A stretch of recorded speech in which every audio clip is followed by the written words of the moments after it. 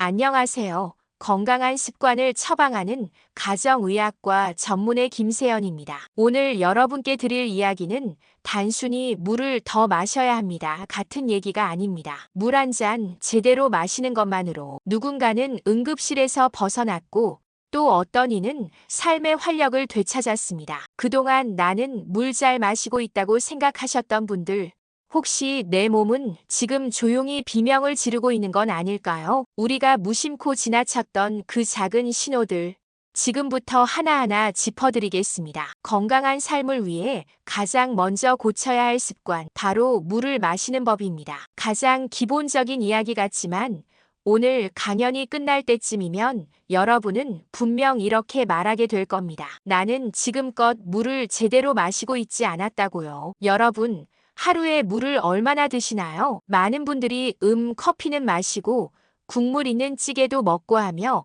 얼추 수분을 챙기고 있다고 생각하실 겁니다. 하지만 커피는 이뇨 작용을 유발해 오히려 수분을 배출시키고 국이나 찌개에 포함된 나트륨은 체내 수분 균형을 깨뜨릴 수 있습니다. 즉, 우리가 말하는 물은 맑고 순수한 수분을 의미합니다. 그런 물을 하루에 1리터도 마시지 않는 사람들이 의외로 많습니다. 특히 이런 분들이 계세요. 목이 안 마르던데요. 화장실 자주 가기 싫어서 안 마셔요. 그냥 귀찮아요. 네, 실제로 많은 사람들이 이 세 가지 이유 때문에 하루 종일 물을 거의 마시지 않고 살아갑니다. 하지만 여러분, 여기서 중요한 질문을 하나 드려볼게요. 목이 마르지 않은 게 정말 건강하다는 신호일까요? 실제로 만성 탈수 상태에 오래 노출되면 우리 뇌 속 갈증 중추의 민감도가 떨어집니다. 쉽게 말해 탈수가 심할수록 오히려 목이 마르지 않습니다. 갈증을 느끼지 않으니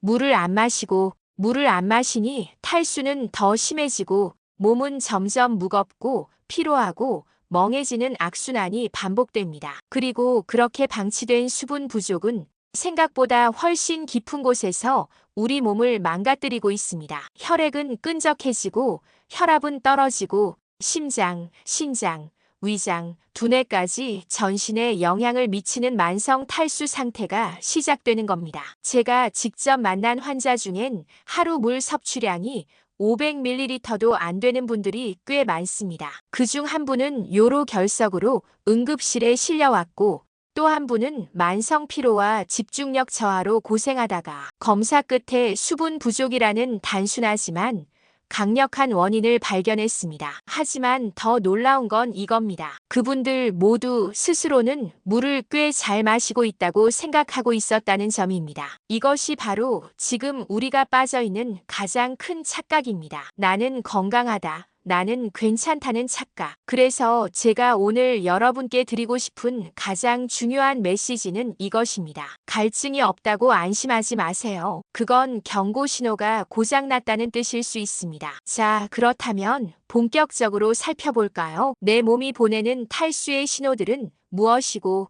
내가 진짜 만성 탈수 상태인지는 어떻게 알 수 있을까요? 다음 챕터에서는 우리 몸이 보내는 미세한 경고 신호들, 그리고 우리가 무심코 지나쳤던 숨겨진 탈수의 징후들에 대해 이야기해 보겠습니다. 물 부족은 생각보다 조용히 그리고 집요하게 우리 몸을 망가뜨립니다. 특히 만성 탈수는 일상 속에서 그 존재를 드러내지 않기 때문에 많은 분들이 자신이 탈수 상태라는 걸 알아채지 못합니다. 그렇다면 우리 몸은 어떻게 수분이 부족하다는 걸 알려줄까요? 우선 소변을 자주 보지 않는 분들, 주의가 필요합니다. 하루 2번 이하로 소변을 본다거나 소변의 색이 진하고 냄새가 강하게 느껴진다면 이미 체내 수분이 부족하다는 신호일 수 있습니다. 그리고 요의 비중, 즉 소변의 농도를 검사해 보면 더 확실히 알 수 있는데요. 이 수치가 높게 나올수록 소변이 농축되어 있다는 뜻이고 그 말은 곧 몸에서 물이 빠져나가고 있지만 보충되지 않고 있다는 뜻입니다. 두 번째 신호는 바로 피부입니다. 여러분, 지금 손등의 피부를 살짝 집어서 올렸다가 놔보세요. 정상적인 수분 상태라면 피부가 바로 원래대로 돌아갑니다. 하지만 만성 탈수 상태에 있는 분들은 피부의 탄력이 떨어져 한 템포 느리게 복원되는 모습을 보이죠. 이건 단순한 노화가 아니라 수분이 빠져나간 결과일 수 있습니다. 세 번째는 어지러움과 피로감입니다. 특별히 과로한 것도 아픈 것도 아닌데 계속 머리가 멍하고 무기력하다면 그건 뇌에 산소가 제대로 공급되지 않고 있다는 뜻일 수 있습니다. 혈액의 점도가 올라가면서 우리 몸의 순환 속도가 느려지고 뇌로 가는 산소와 영양 공급도 부족해지기 때문입니다. 이건 실제로 많은 만성 탈수 환자들에게서 나타나는 대표적인 증상 중 하나입니다. 네 번째는 소화장애와 변비입니다. 수분이 부족하면 장내 운동성이 떨어지고 변이 딱딱해지면서 배변이 어려워집니다. 물을 마시지 않고 섬유질만 많이 먹을 경우 오히려 변이 더 단단해져 배변에 어려움을 겪는 분들도 계세요. 소화가 잘 안 되고 배가 더부룩하다면 음식보다 물을 먼저 돌아봐야 합니다. 다섯 번째는 잦은 두통입니다. 두통은 수분 부족에 굉장히 민감한 증상 중 하나입니다. 특히 탈수로 인한 두통은 물 한 잔만으로도 해소되는 경우가 많습니다. 하지만 대부분의 사람들은 그 사실을 모르고 진통제를 먼저 찾죠. 마지막은 조금 의외일 수 있는데요. 바로 감정 기복과 집중력 저하입니다. 수분이 부족하면 우리 몸의 스트레스 반응이 더 민감해지고 평소보다 쉽게 짜증을 내거나 무기력한 감정이 계속될 수 있습니다. 또한 뇌세포의 활동에도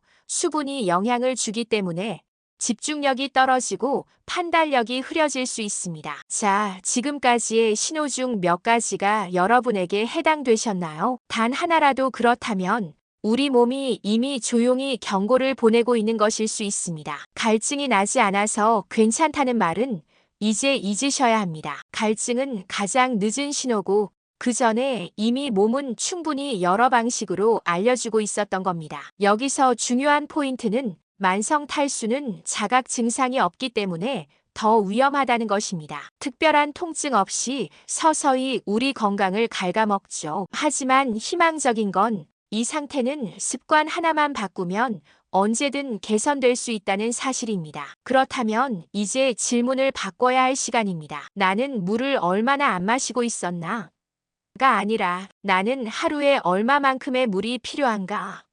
로요. 다음 챕터에서는 하루 물 섭취량은 어떻게 계산해야 하는지, 또 언제 어떻게 마셔야 가장 효과적인지 구체적인 방법을 알려드리겠습니다. 앞서 우리는 우리 몸이 얼마나 조용히 그리고 집요하게 물 부족을 알려주는지 살펴봤습니다. 이제는 질문을 바꿔야 할 시간입니다. 나는 하루에 물을 얼마나 마셔야 할까? 가장 기본적인 기준이 있습니다. 바로 체중 30ml. 예를 들어 체중이 60kg인 성인은 60, 30 하루 1800ml, 즉 약 1.8리터의 수분이 필요하다는 의미입니다. 하지만 여기서 중요한 점이 있습니다. 이 수치는 기본일 뿐입니다. 운동을 많이 하거나 땀을 많이 흘리는 여름철 혹은 카페인이 많은 음료를 자주 마시는 분이라면 하루 22.5리터까지도 필요할 수 있습니다. 하지만 많은 분들이 물을 마시는 걸 힘들다,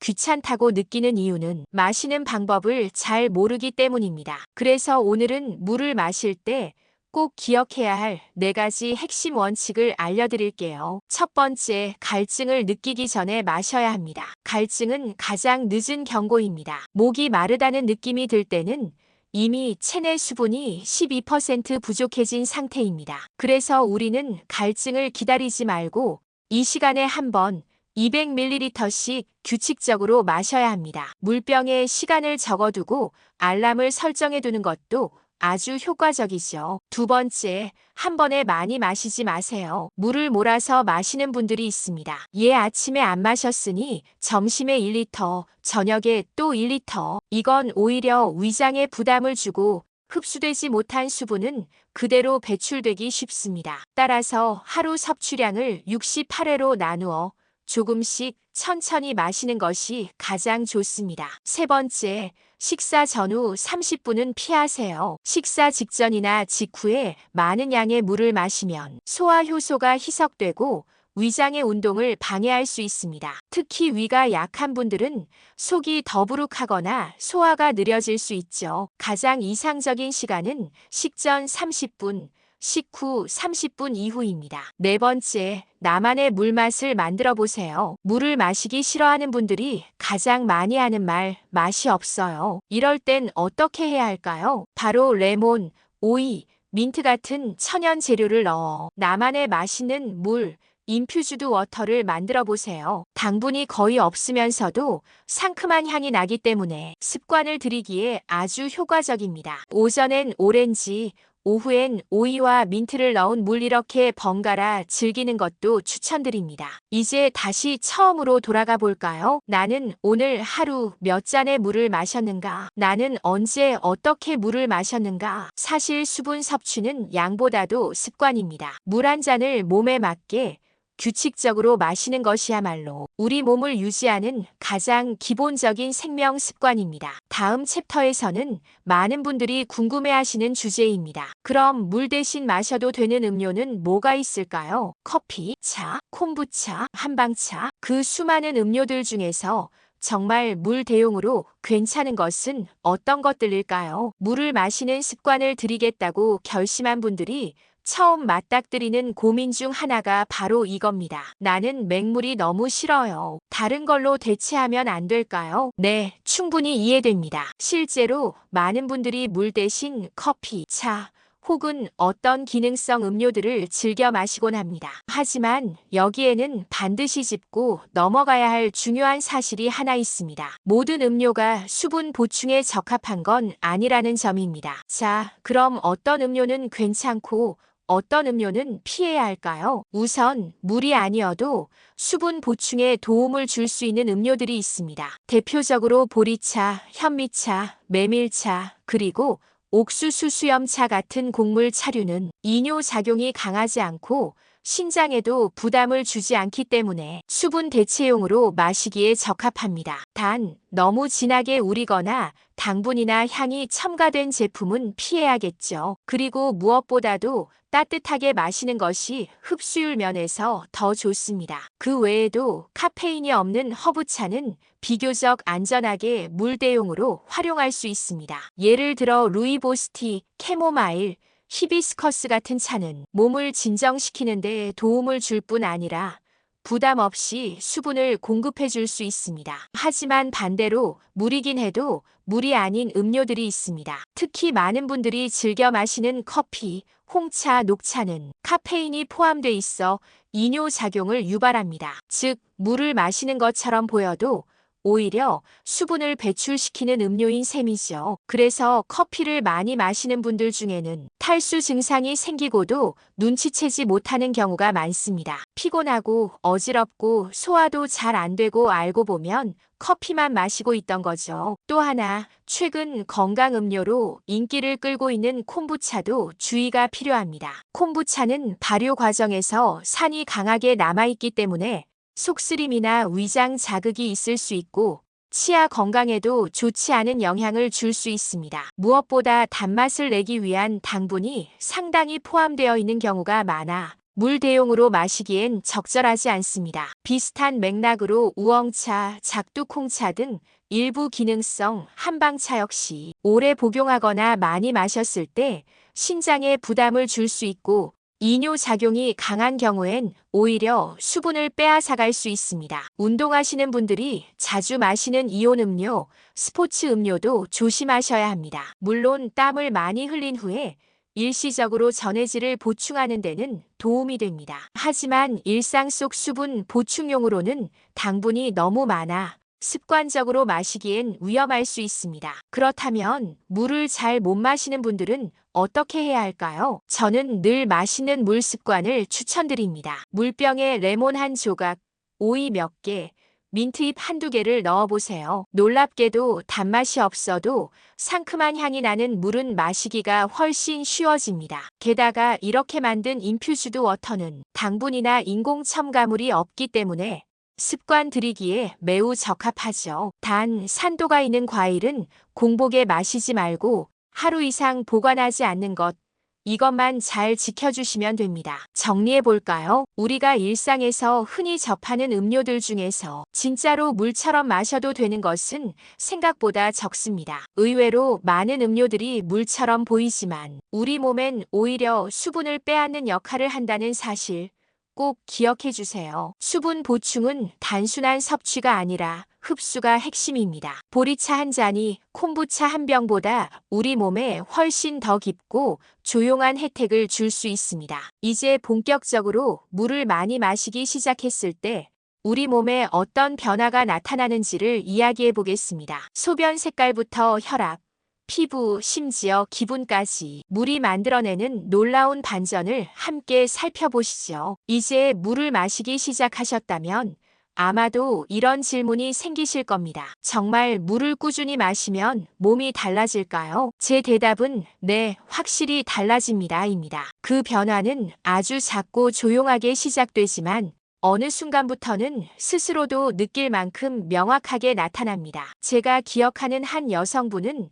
하루에 물을 500ml도 채 마시지 않던 분이었어요. 커피와 과일 주스로 대부분의 수분을 채운다고 생각했죠. 하지만 어느 날 극심한 옆구리 통증으로 응급실에 실려왔고 결국 요로결석이라는 진단을 받았습니다. 그 이후로 물 섭취를 늘리는 생활 습관 개선에 들어갔죠. 처음에는 하루에 1리터도 버거워하던 분이 점차 1.5리터, 2리터까지 늘려가며 1년을 실천하셨습니다. 그리고 그 결과는 굉장히 인상적이었습니다. 소변 농도, 요비중 수치가 현저히 낮아졌고 신장 기능 수치를 나타내는 사구체 역과율도 한때 50대 중반에서 60 후반까지 회복됐습니다. 이는 신장 기능의 개선을 의미합니다. 더 이상 소변에서 찌릿한 통증도 느끼지 않았고 무기력했던 일상도 훨씬 활기차졌다고 말씀하셨습니다. 다른 한 분은 만성 피로와 잦은 어지럼증으로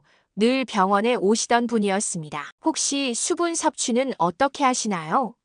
라는 제 질문에 그분은 이렇게 대답하셨어요. 목이 마르지 않아서 별로 안 마셔요. 물이 입에 안 맞아요. 이분 역시 물 마시기 훈련을 시작하셨고 처음엔 억지로라도 시간을 정해 마시기 시작했습니다. 그리고 약 2주가 지나면서 놀라운 일이 일어났습니다. 먼저 어지럼증이 줄고 무엇보다 아침에 눈이 훨씬 또렷하게 떠진다는 말씀이 나왔습니다. 두통 빈도도 줄고 몸이 전반적으로 가벼워졌다고 하셨죠. 그 이유는 아주 간단합니다. 충분한 수분이 혈액의 점도를 낮춰주고 순환을 개선시켰기 때문입니다. 즉, 산소와 영양소가 더 잘 전달되기 시작한 것이죠. 그뿐만 아닙니다. 충분한 수분 섭취는 장 기능도 활성화시켜줍니다. 변비로 고생하던 분이 물 섭취만 늘렸을 뿐인데 별다른 약 없이도 매일 쾌변을 보게 되는 경우도 많습니다. 또 한 가지, 물을 많이 마시면 포만감이 늘어나기 때문에 과식을 막고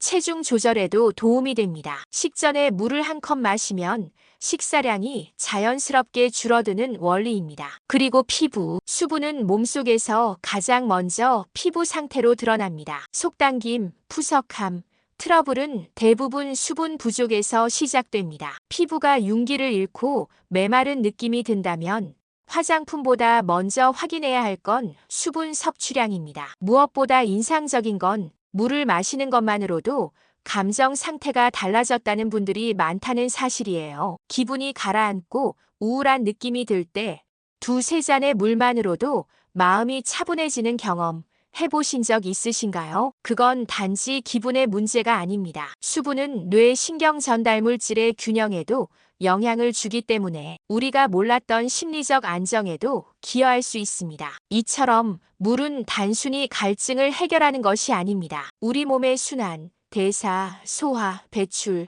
감정 조절까지 전방위적으로 작용하는 조용한 생명 에너지입니다. 아주 작은 습관, 2시간에 한 번씩 200ml의 물을 마시는 것, 그것만으로도 몸 전체의 균형이 달라지고 병원을 찾을 일이 줄어들 수 있다는 걸 직접 경험하신 분들이 증명해주고 계십니다. 여러분도 아마 지금쯤 느끼셨을 거예요. 내가 마시는 물 한 잔이 내 건강의 방향을 바꿀 수 있겠구나 하고요. 물을 잘 못 마시는 분들이 종종 이렇게 묻습니다. 교수님, 물 말고 음식으로도 수분을 보충할 수 있지 않나요? 네, 맞습니다. 우리가 하루에 필요한 수분의 일부는 음식을 통해서도 충분히 섭취할 수 있습니다. 그리고 그건 사실 우리 식탁의 습관과 깊이 연결돼 있죠. 예를 들어보겠습니다. 한국인의 식단에는 찌개, 국, 나물처럼 수분이 풍부한 조리 방식이 많습니다. 맹물은 잘 안 마셔도 미역국 한 그릇,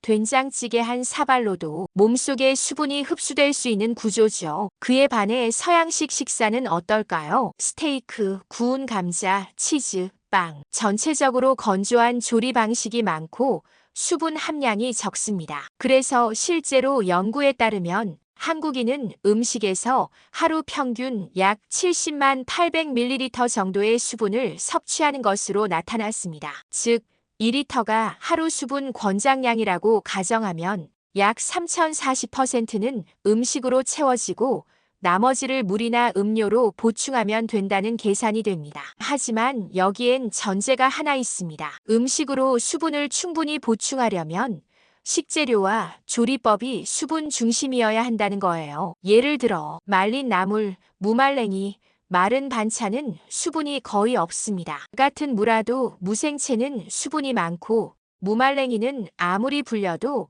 수분 함량이 적죠. 계란도 프라이는 수분이 적지만 계란찜이나 계란국은 수분이 풍부합니다. 즉, 우리가 같은 식재료를 어떻게 조리하느냐에 따라 섭취하는 수분량이 달라질 수 있다는 것입니다. 그럼 식사를 하며 수분을 보충하기 위한 구체적인 팁 몇 가지 알려드릴게요. 첫째, 조리법을 굽기보다는 찌기, 국물 요리로 바꾸세요. 국, 찜, 조림 요리는 자연스럽게 수분을 섭취할 수 있는 방법입니다. 특히 맑은 국이나 채소국, 된장국처럼 나트륨이 과하지 않은 국물은 소화에도 도움을 주고 노인분들에겐 삼킴이 편해지는 효과도 있습니다. 둘째, 날 것 그대로의 채소와 과일을 자주 드세요. 오이, 토마토, 상추, 배추, 수박, 사과, 배 같은 식품은 90% 이상이 수분으로 구성돼 있습니다. 오이 56개만 먹어도 물 한 컵 정도를 마신 효과가 있죠. 방울토마토 1012개가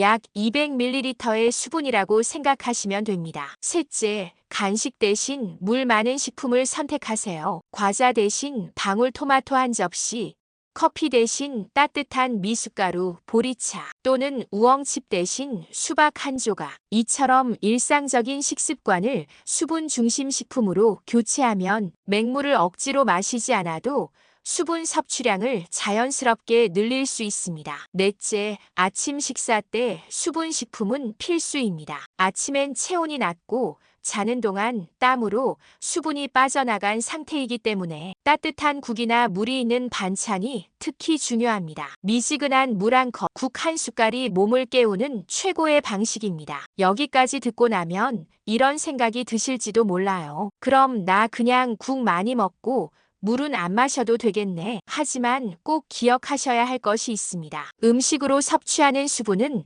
기초 수분일 뿐 신체 기능을 최적화하려면 맑은 물 섭취는 여전히 필수입니다. 왜냐하면 음식 속 수분은 식이섬유, 염분, 당분 등과 함께 들어오기 때문에 체내에서 걸러져야 할 과정이 더 많고 흡수 효율도 떨어질 수 있기 때문입니다. 게다가 음식으로는 섭취 간격이 길어지고 혈액 속 수분 농도를 일정하게 유지하는 데 부족할 수 있습니다. 그래서 저는 말씀드리고 싶습니다. 물은 따로, 음식은 따로 각자의 역할이 있고 두 축이 함께 돌아가야 건강한 균형을 이룰 수 있다는 점을요. 맹물이 부담스럽다면 수분이 풍부한 식사부터 시작해보세요. 식단을 바꾸는 것만으로도 몸은 조금씩 달라지기 시작합니다. 그리고 그 작은 변화 위에 한 잔의 물, 또 한 잔의 물을 더해보세요. 그렇게 쌓인 물이 결국 여러분의 혈관을, 장기를, 피부를, 감정을 조용히 그러나 분명하게 바꿔놓을 것입니다. 많은 분들이 공통적으로 던지는 질문 하나를 짚고 넘어가겠습니다. 교수님, 저는 목이 잘 마르지 않아요. 그럼 굳이 억지로 물을 마셔야 하나요? 네.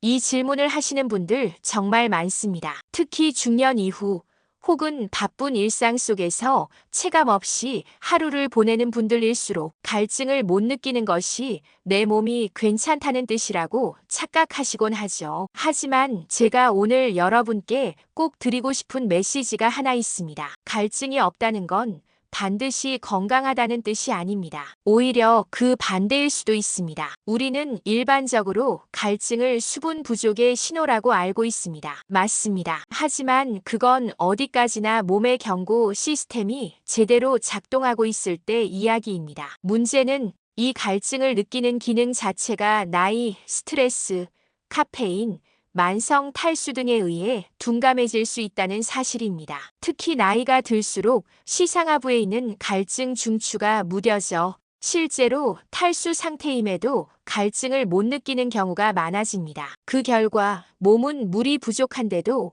아무 신호도 보내지 않고 사람은 그 상태를 정상이라고 착각하게 됩니다. 이건 마치 이런 상황과 비슷합니다. 자동차에 엔진 이상이 생겼는데 경고등이 들어오지 않으면 운전자는 이상이 있는 줄도 모르고 계속 달리게 되겠죠. 그러다 결국 큰 고장이 나서야 알아차리는 것처럼 우리 몸 역시 갈증이라는 경고등이 꺼져 있는 채로 망가지고 있을 수 있습니다. 그래서 저는 이렇게 말씀드립니다. 갈증이 없을 때 마시는 물이 진짜 나를 지키는 물입니다. 실제로 수분을 꾸준히 마시기 시작한 분들 중 일부는 이런 반응을 보이시곤 합니다. 교수님, 희한하죠? 전엔 물을 잘 안 마셔도 아무렇지도 않았는데 요즘은 안 마시면 오히려 목이 마른 느낌이 들어요. 이건 아주 좋은 신호입니다. 몸이 점차 회복되면서 갈증 시스템이 정상화되고 있다는 뜻입니다. 수분 섭취에 익숙해지면서 오히려 이제는 몸이 스스로 물을 요구하기 시작하는 것이죠. 우리 몸의 갈증 감각은 없어진 기능이 아니라 잠들어 있던 감각입니다. 그리고 그 감각은 물을 마시는 습관으로 충분히 깨울 수 있습니다. 또 이런 경우도 많습니다. 평소엔 갈증을 못 느끼다가도 스트레스를 받거나 긴장할 때 혹은 더운 날씨에 갑자기 쓰러질 듯한 피로를 겪으면서 비로소 내가 탈수였구나 하고 뒤늦게 깨닫는 경우죠. 갈증은 결코 믿을 수 있는 지표가 아닙니다. 특히 갈증이 없다는 이유로 하루 종일 물 한 잔 안 마시는 생활을 반복하면 우리 몸은 점점 더 조용히 마르기 시작합니다. 혈액은 끈적해지고 소화는 느려지고 신장은 과부하에 시달리며 뇌는 맑음을 잃어가죠. 하지만 이런 변화는 대부분 눈에 띄지 않게 진행되기에 더 위험합니다. 그럼에도 많은 분들이 갈증이 없으면 물을 마시지 않습니다. 왜냐하면 그건 습관이기 때문입니다. 우리는 갈증을 느낄 때 물을 마시고 안 느끼면 그냥 안 마시는 것이 익숙해져 있습니다. 하지만 습관은 의식으로 바꿀 수 있습니다. 저는 이렇게 제안드립니다. 하루 3번 식사처럼 하루 6번의 물 약속을 만들어 보세요. 아침에 눈 뜨자마자 한 잔, 오전 10시에 한 잔, 점심 30분 전후 한 잔, 오후 3시쯤 한 잔, 저녁 준비하면서 한 잔, 그리고 잠자기 1시간 전 한 잔. 갈증이 있든 없든 이 물들이 여러분의 세포를 다시 적시고 몸속 대사 시스템에 윤활유를 공급해 줄 겁니다. 정리하자면 갈증이 없다는 이유로 물을 안 마시는 것, 그건 내 몸에 경고등이 꺼졌다는 걸 모른 채 달리는 위험한 질주입니다. 물을 마셔야 할 때는 목이 마를 때가 아니라 마르기 전에, 경고가 오기 전에